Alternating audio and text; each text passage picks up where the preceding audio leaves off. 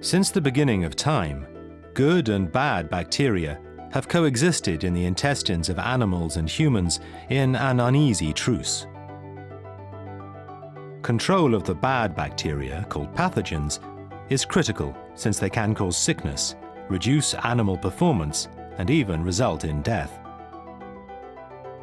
Pathogens anchor to the specific sugars on the surface of the stomach and then multiply and produce toxins.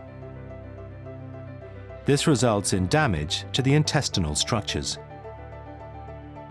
Peering through the mucin cloud which shrouds the intestine, the resulting destruction may be seen. The concentration of pathogens on the ends of the villi eventually causes pieces to break off. The villi in turn respond by releasing more mucin in an attempt to wash away the invaders, but usually this only results in less nutrients being absorbed. In the 1950s, animal producers discovered that feeding low levels of antibiotics in feed could control the pathogen numbers, and this practice continues in some markets today. However, antibiotics are not selective and can also kill beneficial bacteria. Bacteria also adapt to their environment rapidly with continuous exposure to antibiotics, leading to the development of resistance. Bacteria easily pass resistance genes between each other, with resistant bacteria taking the place of the ones that the antibiotic removes. This mechanism is similar to the one that allows pathogenic bacteria to anchor to the sugar structures on the villi. Once anchored, the resistant genes, called plasmids, transfer across the link, making both bacteria resistant. This leads to serious health concerns for both animals and humans. 10 years ago, researchers in the United States made a breakthrough. By borrowing a trick from nature, they found a brilliant and elegant solution. These scientists from the company Alltech discovered a method to release specific complexes from yeast that mimicked the sugars to which pathogens attach.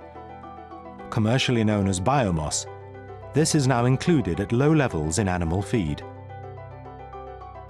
In the intestine, Biomos acts as a decoy by attracting pathogens that attach to sugars on its surface rather than the villi surface. Once immobilized, the bacteria are harmlessly removed.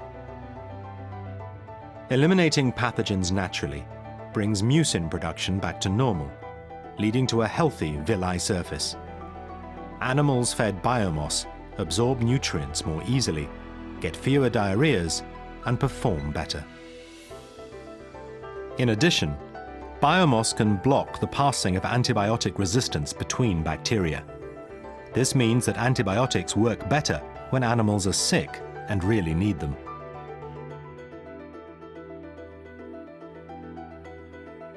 Biomos also improves immune function by bundling the pathogens it has found in the intestine and presenting them as a package to dendritic cells.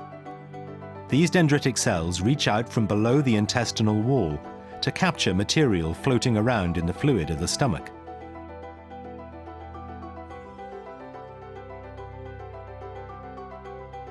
They digest the package of pathogenic cells and present pieces to what are called T cells.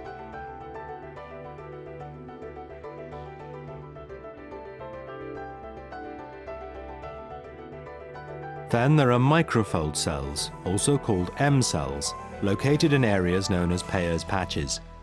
These can also capture Biomos. Upon entry into the M cell, the Biomos molecule with pathogens attached will be met by a macrophage.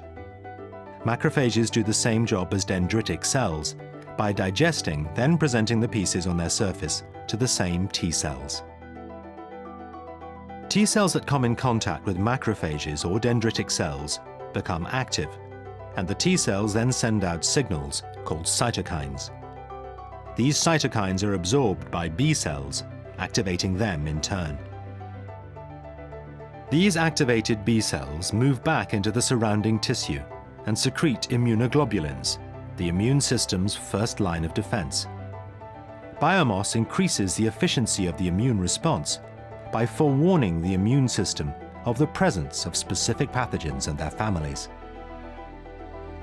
Immunoglobulins produced in this way become concentrated in the villi surface, the mucus layer, and intestinal fluid, ready to help fight infections before they become a problem.